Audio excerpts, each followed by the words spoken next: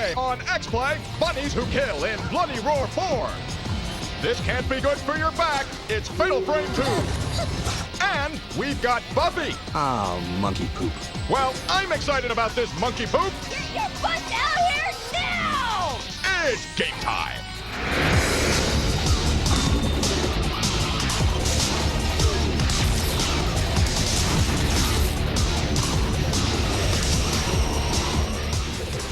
Please welcome two people who love the smell of napalm in the morning. Sessler and Morgan Webb.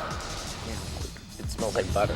Hello and welcome to X-Play. This is the show that proves that violence is the acceptable solution to your problem. And today we have the latest installment in the long-running fighting series. We also have a beautiful and terrifying survival horror game. An RPG that takes place in hell. Oh, good. And a review of the new Buffy the Vampire Slayer game for the Xbox. And we sent Morgan, her of the itchy trigger finger, to a shooting range to fire guns. Yes, but first we ask an important question. Do you enjoy watching giant anthropomorphic animals fight to the death? Well, if the answer is yes, perhaps you'll like the latest Bloody Roar game. Now, oddly, for a series entitled Bloody Roar, this is the first game with actual blood. So maybe it should have been called Bloody Roar. This time we actually mean it. Here's our preview of Bloody Roar 4. You're looking out of your office or school window, daydreaming. You think to yourself, I love it. I like this, and I like this. And you think, I like both, please. Well, answer the phone, sports fan, because this one's for you. Bloody Roar 4 on the PS2 promises this and this. The fighting elements and backgrounds are old school, but there are some new elements worthy of note. Bloody Roar fans will remember the knuckle-chapping Alice the rabbit and Japanese tripper Basuzima the chameleon. Basuzima seems like the Japanese equivalent of a fish fan. He definitely seems as if he's had his bowl of Special K this morning. New additions to the Bloody Roar crew pique interest. Nagi the Spurious seems to have an interest in heartfelt moments. Oh, and she also seems to have given up on human love for a deep, unrequited passion for her personal killing machine. Yeah, she likes to do this a lot. Where was I? Right, new blood. Ryoho here caused us to rub our chins a bit when we considered his tiny girl sidekick Mana. Little Mana turns into a tiny dog called Ninetails and nips at the ankles of the enemy. You're kidding with this, right? Mole has a relatively easy to imagine special move. Moles dig holes, right? Looks like an emanating bird, this one, folks. In fact, the action is so fast that we feel that perhaps some of the most beautiful acrobatic gore may be sneaking past the killing. Let's slow it down and see what we're missing, shall we?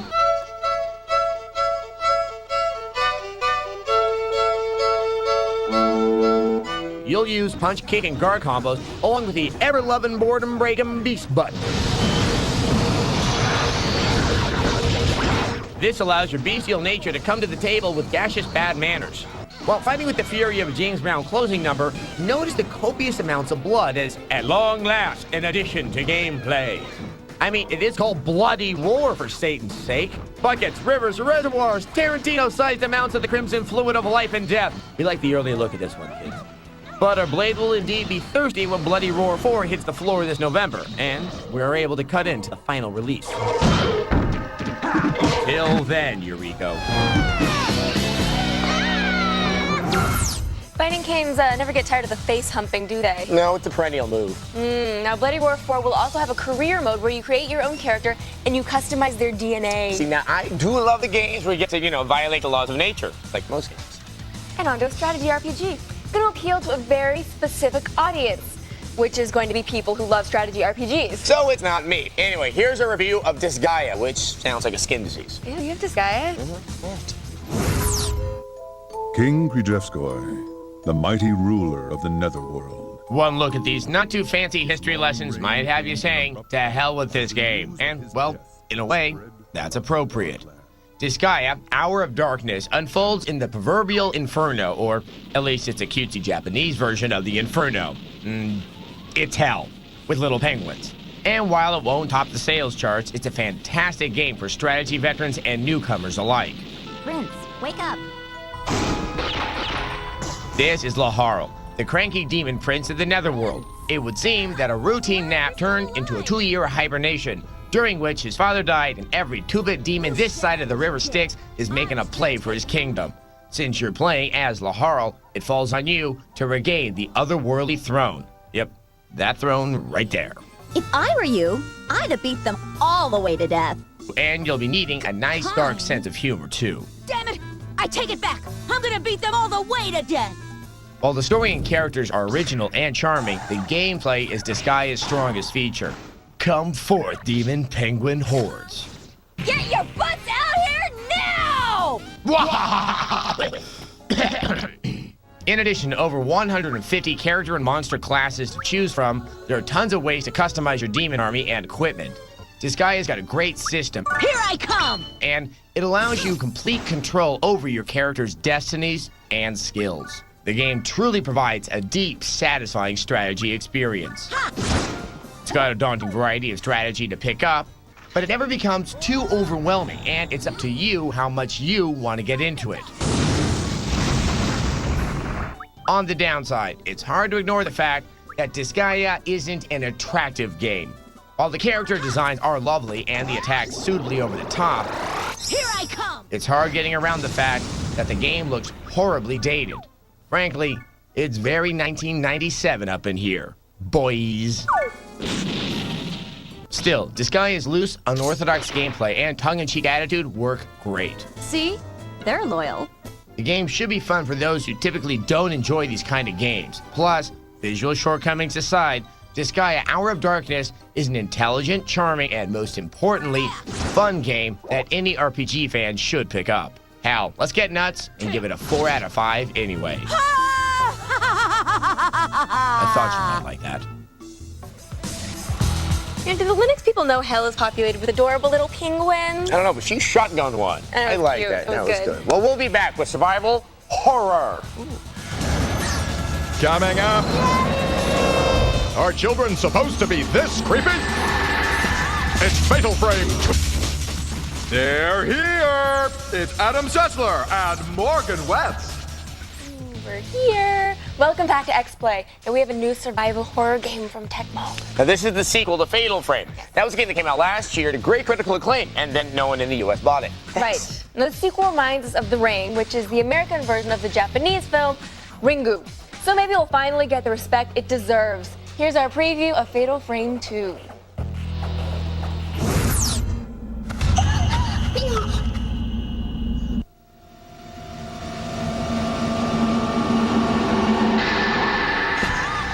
Fear by video game. Alone in the dark, first threw it out there. Resident Evil caught it and ran with it. And Silent Hill did unspeakable things to it in the end zone. Stay back! Soon, Fatal Frame was creeping onto the survival horror playfield, politely elbowing the big guys to either side. Now, Fatal Frame 2 is on an all-out blitz for the PlayStation 2. This highly cinematic game follows the tale of twins who are somehow tied to an ancient murder ritual. It plays like Resident Evil with fixed camera angles and a somewhat awkward control scheme. While we haven't come across any block-pushing puzzles, count on finding plenty of keys highlighted by that trademark glint. The catch is that instead of dispensing ghouls with a shotgun or rocket launcher, you use a camera? Well, it's a magical camera that somehow evaporates ghosts.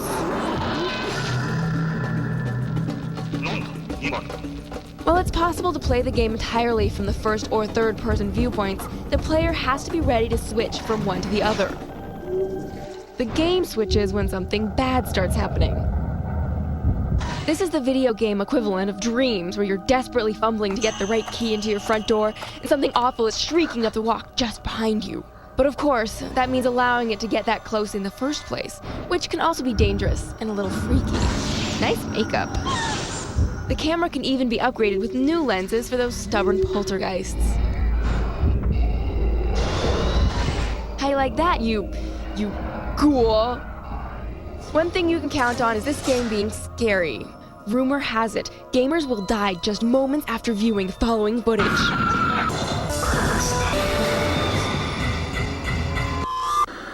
Just kidding! An image is starting to appear, and we cringe in fear at the prospect of full development. stay tuned for a frightful review of Fatal Frame 2 at the end of the year. That lady crawling backwards on the ground is creepy. Oh my lord, she is creepy. People do that in yoga class all the time. It's called the downward. Oh my lord, is she creepy. Okay, if you want to learn more about Fatal Frame or yoga, come by our website, techtv.com/xplay. They don't do that. Or join us for chat every Tuesday at 4 p.m. Eastern Time. Okay, when we come back, Morgan goes to the shooting range. Shoot, shoot, shoot, shoot. Except serious. Shoot. Up next, Morgan Webb and an Uzi. Need we say more? Turn it up to 11. It's Adam Sessler and Morgan Webb. Welcome back to X-Play, where, behind the scenes, Morgan and I foster a competitive and hostile work environment. No, we don't. Otherwise, how would Adam have had the gall to ask me to beat Mega Man Network Transmission for him? Oh yes, and how would have you had the chutzpah to show your face after getting fragged at a LAN party all night? But and how could we compete in live gameplay? Only some of which is pre-recorded. Okay, basically, I'm the king of the first-person shooters. You were the king. The kingu.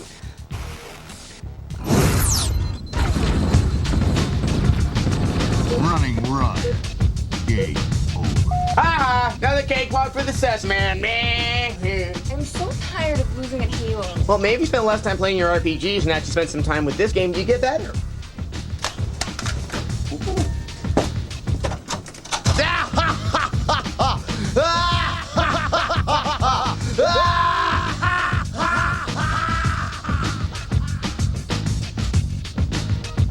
Alright, so Adam's been kicking my ass at Halo, but little does he know that I'm here at the gun store in Las Vegas to get a little private instruction. Hi there. Hi, can you help me out with a little target practice? Sure, sign in, please. Okay, what am I signing here? Everything. So you can rent machine guns here. Can you do that anywhere in the United States? Not anywhere. There's 37 states in the Union where the local states allow you to own machine guns. The federal government says you can have it anyway. It's just the local government that denies or says yes to machine gun possession. Think shooting real guns is going to make anyone better at video games? With the firearm, you've got to put rear sight, front sight combination, leveled up and down, and centered left and right on a target. And hold it there while you squeeze a shot off. On a video game, it's maneuver the pipper and blam, smash a button, and it does the job, you know. Our tourists call this the Dirty Harry gun. It really isn't. This is a Ruger Super Red Hawk 44. We will occasionally get somebody who seems to have a psychological problem at the time, and we encourage them to come back on another day when they feel better. Bye-bye. There goes Sodom out to Baghdad someplace. Very nice. And again. Again. Saddam Hussein would look a lot better with the makeover. And again. The handgun was nice and all, but what else you got around here? We're in Nevada after all. Came all the way here. What else you got? Machine guns. Machine guns. What do you recommend? Uzi for you. All right, let's do an Uzi.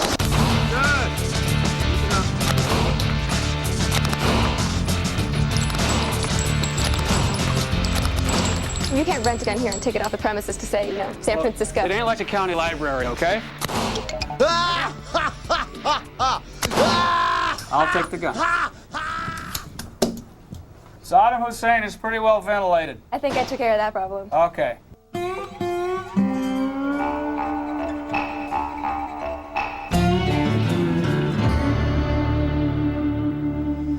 Find someone else to kill. Hey there! Hey. Hi. You ready to play? Okay. Okay.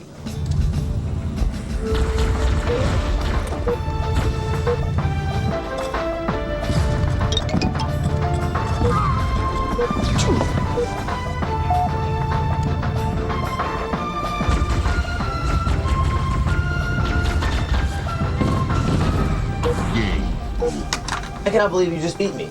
That's an ass kicking. +1. Okay, once again, in true X-Play style, I have been emasculated. Oh, but you do it so gracefully. Oh, yeah. And remember, guns are dangerous. They can hurt. They may even kill you. Now you know. And knowing is half the battle. Thanks, Flint.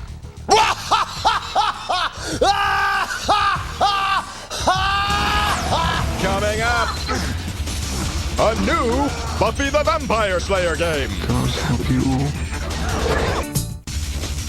Once again, the only two people who played the Aquaman game, Adam Sessler and Morgan Webb. That's why we Twitch now. Yes, we suffered for that. Welcome back to X-Play. This is the scariest place on Earth. Next to Sunnydale, though. Yes, Slayer fans. Yes. Thanks, Morgan. We have more Buffy for the Xbox. Yes, and this time, not only do you get to play as Buffy, you get to play as Spike and Willow and Faith and Xander and a talking dummy named Sid. Really? Yeah, that part I'm not so sure about. Okay, good. Yeah, well, here's our review of Buffy the Vampire Slayer: Chaos Bleeds.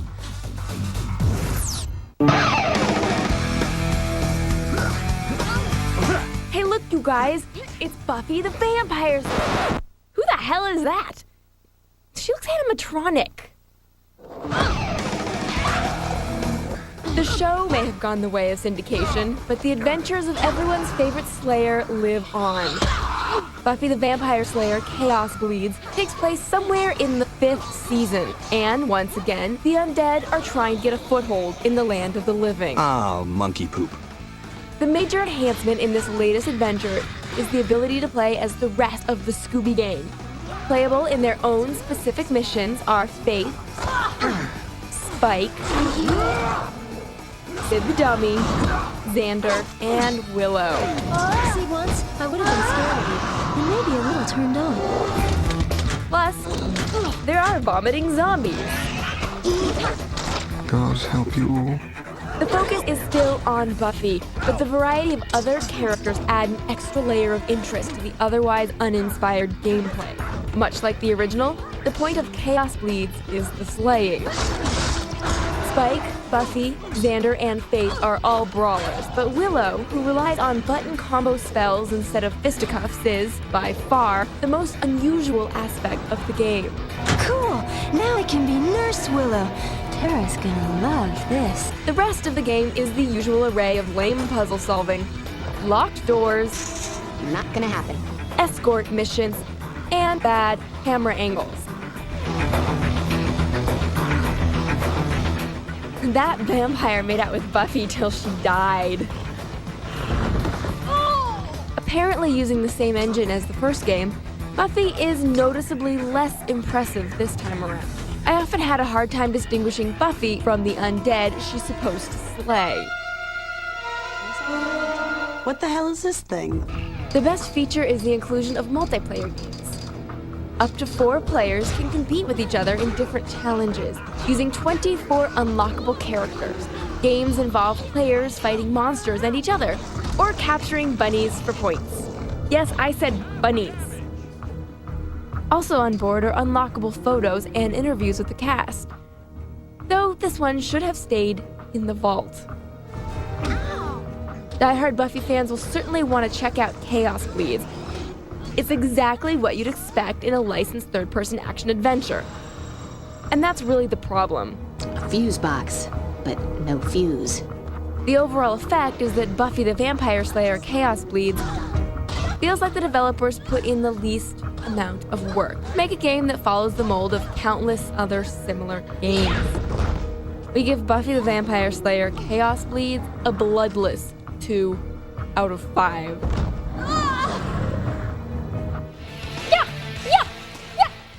Okay, so we really disliked the gameplay. That's awful. I know, but you know what? The really big fans of the TV show are probably still going to want this one because there's a lot of unlockable interviews with Joss Whedon, the Buffy actors. Yeah. Of course, the downside is you have to play through the entire game to unlock them. Right, but if you like the TV show, by all means rent this one. Play through it and squeeze all the extras out of it. Squeeze them. Keep on squeezing. Eventually, you'll find an extra in there or something. Hopefully, you'll just find an extra. All right, now on to viewer mail. If that didn't scare you, now I'm scared because I'm going to read the mail. Okay, today's viewer mail is from username K. Very original username. Hopefully later this week we'll get an email from your brother. Not applicable. Okay, username K writes, I downloaded all the Half-Life 2 trailers because there were so many of them. When is the game coming out? I freaking want it. He freaking wants it. He does. Now, username K, guess what? You take off the special hat. Everyone freaking wants it. Now, here's the bad news. It looks like we're not going to see it until April of 2004. This hurt me as much as it's hurting you right there. Can start the crying folks at Vivendi who are publishing it, Valve's making it, they're blaming the delay on the fact that somebody hacked Valve's network and leaked the source code for Half-Life 2. You ruined it for everybody. Yeah, you suck. All right, now that, among other things, is delaying the game until April. Okay, now that means it'll be a long time until we're going to see Half-Life 2 grace our screens, which is bad because this is probably the most anticipated game since Quake. People are talking a lot about it. Yeah. But you could always keep yourself warm at night by playing the first one. You can try another that 10 times. Now, what we can't tell you is we've seen some playable footage of this game shown to us by Gabe Newell himself, the president of Valve. It is absolutely amazing looking. So even though it's going to come in April, something real good's coming in April. It'll be worth the wait, If we're lucky, I think we are lucky enough to have enough good games to fill our time between now and then. Yes. So we're going to play a little of one of those games, and make sure you go to our website. techtv.com/xplay. Yes, chat, 4 p.m. Tuesdays. Make sure you're there. Anything else? Newsletter. Get one of our newsletters, and come clean my house. It's getting filthy now. Yeah, I've seen it. So there we go.